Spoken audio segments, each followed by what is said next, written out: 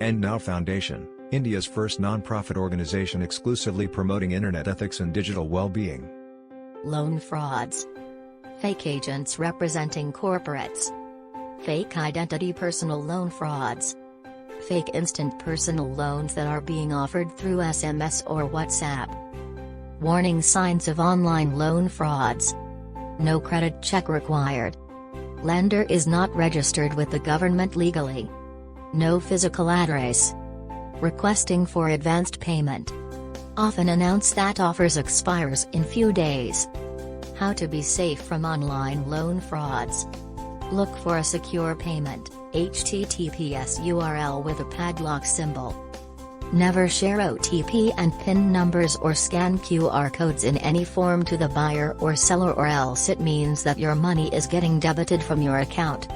Never do the payment transaction while you are on the call.